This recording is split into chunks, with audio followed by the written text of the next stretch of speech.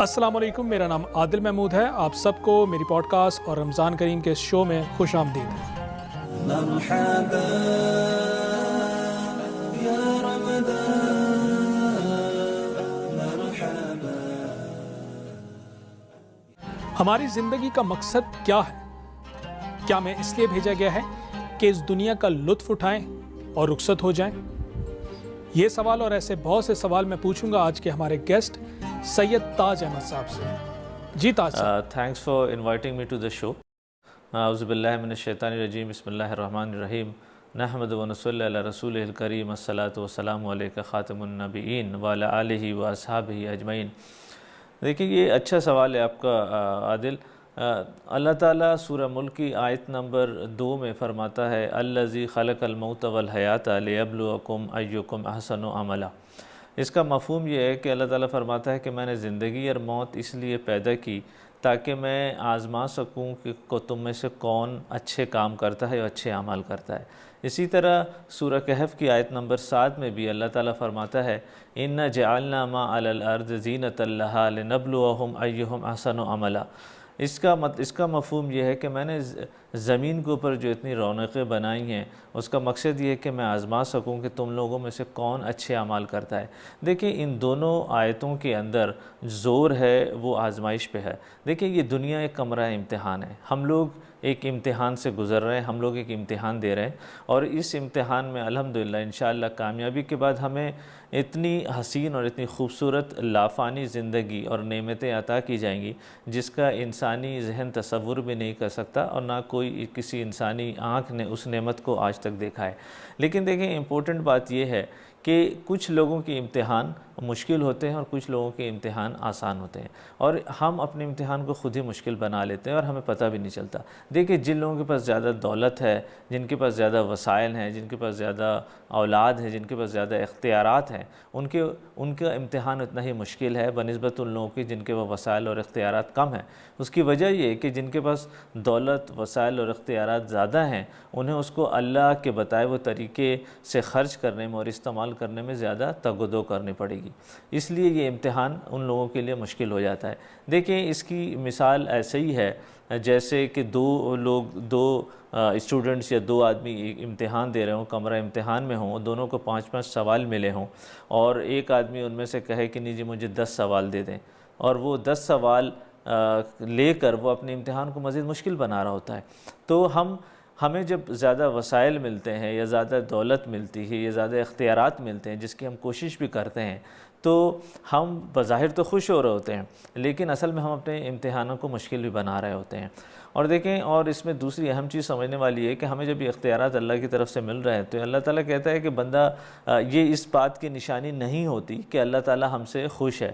اللہ تعالیٰ یہ کسی کو زیادہ اختیارات اور زیادہ دولت ملنا اس بات کی نشانی نہیں کہ اللہ تعالیٰ بہت خوش ہے ہم سے۔ یہ ہم اس کا شکر ادا کرتے ہیں، اور ہم شکر ادا کر کے اس کو اپنے طریقے سے استعمال کرتے ہیں۔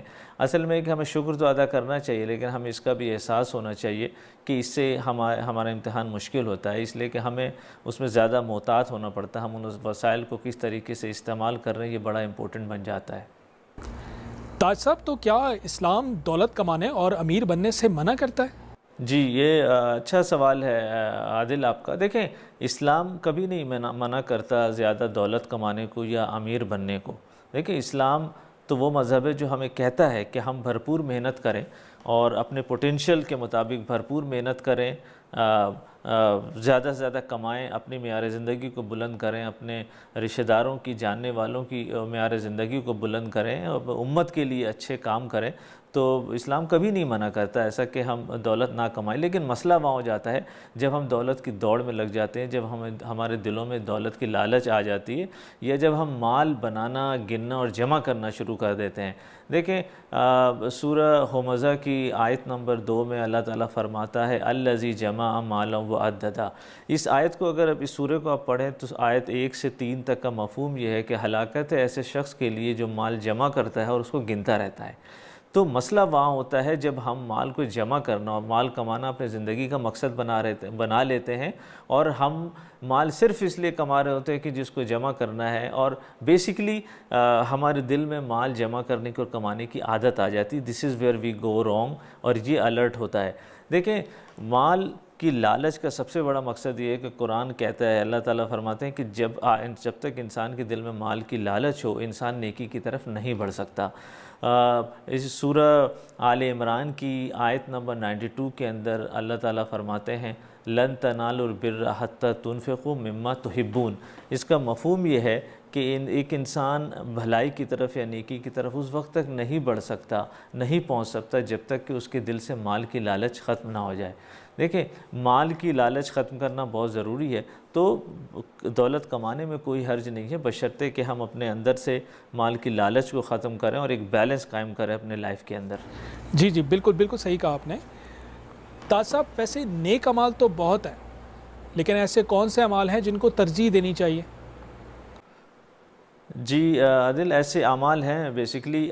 جب میں آج کل کے حالات کو دیکھتا ہوں، آج کل جو فی زمانہ اسپیشلی کرونا کی وجہ سے اور دوسری چیزوں کی وجہ سے جو سوسائٹی میں لوگوں کو مسائل ہیں، اور جو ایسے لوگوں کی تعداد بڑی تیزی سے بڑھ رہی ہے جو پاورٹی لائن کے نیچے ہیں، تو ہماری ذمہ داریاں بڑی بڑھ جاتی ہیں کہ ایسے لوگوں کی مدد کریں. میرے خیال سے ایسے اعمال جو لوگوں کے لیے آسانیاں پیدا کریں وہ بہت اہم بن جاتی ہیں. دیکھیں، ہمیں چھوٹی سے چھوٹی نیکی کو بھی حقیر نہیں سمجھنا چاہیے، اور ہمیں اس قسم کے عمل کرنے چاہیے. ایک حدیث میں آتا ہے کہ ایک دفعہ بنی اسرائیل کی قوم میں سے ایک آدمی کا انتقال ہو گیا، تو وہ جب فرشتے اس کی روح اللہ تعالیٰ کے پاس لے کے آئے، وہ بیسیکلی وہ آدمی قرض لین دین کا کام کرتا تھا اور بڑا خوشحال تھا، اور اسی طرح اس کی زندگی گزر گئی. فرشتوں نے اللہ تعالیٰ سے کہا کہ جی اللہ تعالیٰ، اس کے پاس کوئی ایسی نیکی تو نہیں ہے اور یہ کام کیا کرتا تھا یہ. تو اللہ تعالیٰ نے فرمایا کہ نہیں، تم اس کے اعمال نامے میں دیکھو، اور تم مزید دیکھو کہ اس بندے نے اپنے ملازمین کو یا اپنے ورکرز کو یہ کہہ رکھا تھا کہ اگر کوئی کسٹمر یا کوئی گاہک مالی مشکلات میں ہے تو اسے مزید مہلت دے دیا جائے یا اس کے قرض کو معاف کر دیا جائے. تو اللہ تعالیٰ نے فرمایا کہ جب یہ آدمی عام لوگوں کے لیے، اپنے کسٹمرز کے لیے اتنا سخی ہو سکتا ہے اور اتنی آسانیاں پیدا کر سکتا ہے، تو میں تو اس کا رب ہوں، میں اس کے لیے بھی آسانیاں پیدا کر سکتا ہوں. اللہ تعالیٰ نے اسے جنت میں ڈالنے کا حکم دیا. تو اس قسم کی بہت ساری مثالیں ہیں اعمال کی. چھوٹے چھوٹے عمل کر کے ہم جنت میں پہنچ سکتے ہیں. اور دوسری بڑی چیز دیکھیں، میں نے غریبوں کا ذکر کیا. آج کے غریب، حضور صلی اللہ علیہ وسلم کہتے تھے کہ دعا کرتے تھے کہ یا اللہ مجھے مسکین رکھ اور مسکینوں میں سے اٹھا. حضور صلی اللہ علیہ وسلم فرمایا کرتے تھے کہ مجھے کمزور لوگوں میں تلاش کرو، کمزور لوگوں کی وجہ سے ہمیں رزق ملتا ہے. حضور صلی اللہ علیہ وسلم کی ایک اور حدیث ہے جس میں حضور صلی اللہ علیہ وسلم فرماتے ہیں کہ بہت سارے ایسے پراگندہ اور غبار آلود اشخاص ہوتے ہیں جن کو دروازوں سے دھکیل دیا جاتا ہے. اگر وہ اللہ کے اوپر کسی چیز کے لیے قسم کھا لیں تو اللہ تعالیٰ ان کی قسمیں پوری فرماتا ہے. دیکھیں، غریبوں سے تعلق رکھنا، غریبوں کی مدد کرنا بہت امپورٹنٹ ہے. دیکھیں، اس کا سب سے بڑا فائدہ یہ ہوتا ہے کہ ہمارے اندر یہ عاجزی پیدا کرتی ہے، ہمیں زندگی کی تلخیوں کا احساس ہوتا ہے، اور ہمیں زندگی کی تلخیوں کا احساس ہونے کے ساتھ ساتھ ہمیں یہ شکر گزاری سکھاتی ہے. تو یہ ایسے اقدامات کریں، ایسے اعمال کرنے کی کوشش کریں جس سے عوام الناس کو، یا خاص طور سے غریب طبقہ یا جو لوگ ہیں، جو معاشرے کے پسے ہوئے لوگ ہیں، ان کے لیے کوئی اچھے کام کرنے کی کوشش کریں. تاج صاحب، میں آپ سے آخری سوال پوچھوں گا، کیا قرآن پاک میں ایسے اعمال کا ذکر ہے جو اللہ تعالیٰ کو بہت پسندیدہ ہوں؟ جی بالکل، یہ بھی اچھا سوال ہے. قرآن کے اندر ڈیفینیٹلی اللہ تعالیٰ نے کئی جگہوں پہ یہ چیزیں اس قسم کی بیان کی ہیں، ایسی کوالٹیز بیان کی ہیں. ایک آیت جو اس میں مجھے بار بار بڑا اسٹرائک کرتی ہے اور بڑا اس کو میں اہمیت دیتا ہوں اس لحاظ سے کہ اس ایک آیت کے اندر اللہ تعالیٰ نے جو بہترین کوالٹیز انسان کے لیے بیان کی ہیں جو انسان کو حاصل کرنی چاہیے، وہ ہے سورہ آل عمران کی آیت نمبر 134.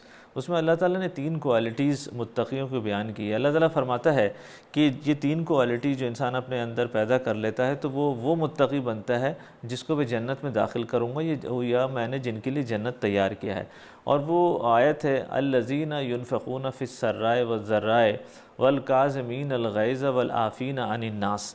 اس کا مفہوم یہ اللہ تعالیٰ کہتے ہیں کہ جو لوگ تنگ دستی اور خوشحالی دونوں حالتوں میں خرچ کرتے ہیں، جو اپنے غصے پہ قابو کرتے ہیں اور جو دوسروں کو معاف کر دیتے ہیں. دیکھیں، یہ 3 کوالٹیز میں سمجھتا ہوں یہ اتنی بڑی کوالٹیز ہیں، اس کے اندر انسان کے اندر کی بہت ساری کوالٹیز اللہ تعالیٰ نے جمع کر دی ہیں، اور جب ہم ان کوالٹیز کو اپناتے ہیں تو بہت ساری خامیاں ہماری شخصیت سے دور ہو جاتی ہیں۔